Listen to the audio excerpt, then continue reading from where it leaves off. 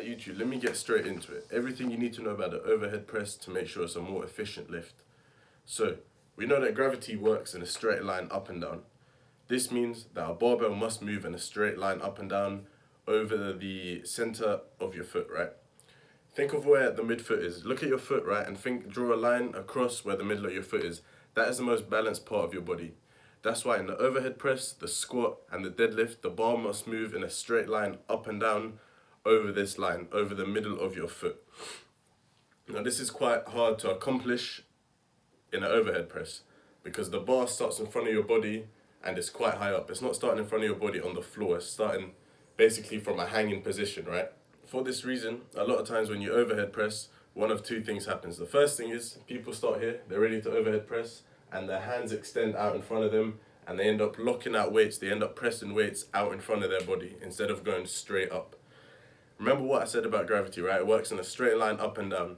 When they lock out weights in front of their body, the barbell is moving in a diagonal line away from them.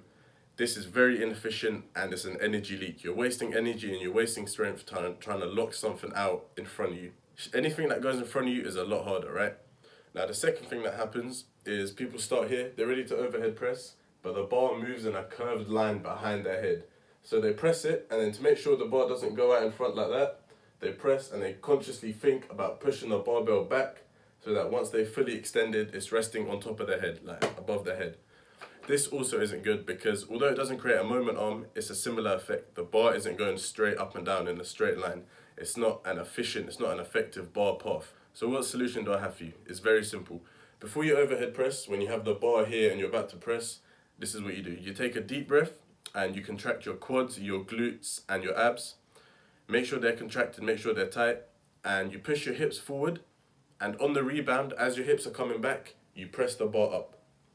That is the correct way to overhead press. And let me give a demonstration. So the bar's here, I'm gonna squeeze my abs, my quads and my glutes, I'm gonna push my hips forward, and then on the rebound, as my hips are coming back, I'm gonna push the bar up, and I'm gonna imagine there's like a window in front of me, and I'm trying to put my body through that window. The key when doing this is to position yourself underneath the bar. The bar must move in a straight line up and down, and it's your responsibility as the lifter to maneuver yourself around so that the bar is able to do that and you're able to be underneath the bar once you've fully extended it out. Now you're probably wondering about the lower back. Is it safe on the lower back? Will you experience pain when you do this? In my findings, you won't. And I'm very, very guaranteed to say that I can't imagine anyone feeling any lower back pain while doing this. This is because while performing this, you're not bending at the lower back. Because you've contracted your abs, your quads, and your glutes, and you're pushing your hips forward, your lower back muscles and the spine, it isn't actually bending. What's happening is you're sort of leaning back the upper body. You're leaning back your upper body to create that space so that the bar can travel upwards. For this reason, it is safe on the lower back. Having said that, it's important you know how crucial it is to make sure that your quads are flexed as fuck. You want to make sure there's no way your knees can bend. If your knees are bending, that means you're bending at your lower back. You're putting all that weight and you're leaning back. That is how you get injured, right? So you want to make sure your knees are not bent at all. You want to make sure your abs are contracted tight so that again, you're not leaning, you're just pushing your hips forward.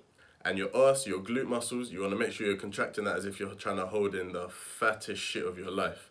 You want to make sure there's no way any of these three muscle groups can be loose. They all have to be tight when you're performing this. You'll find that once you start overhead pressing like this, it'll feel weird at the start, and you'll feel like, oh shit, I'm putting stress on my lower back, I might get injured. But really it just comes with practice. Eventually you'll learn and you'll realize that it's safe on the lower back, and as long as you keep everything tight, you can't get injured. Also, it's key to remember that the overhead press starts when the hips are coming back, not before. So you push your hips forward, and then on the rebound, as they're coming back into position, that's when the overhead press starts.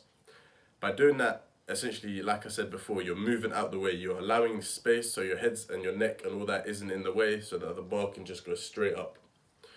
While you're pressing the bar up, you want to try and headbutt the bar with your nose. Now that doesn't mean extend your neck out like that. Just as you're coming back into position, you want to try and imagine your nose hitting the bar. If your nose is actually hitting the bar, then you're coming back too quick. You just want to sort of get that right timing so that you're underneath the bar at the right time so that by the time your elbows are fully extended out, the bar is laying over your middle of the foot.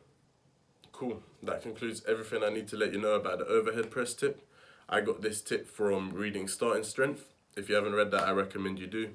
And if you have any advice or you disagree with what I said, just let me know below, and I hope to see you in the next video.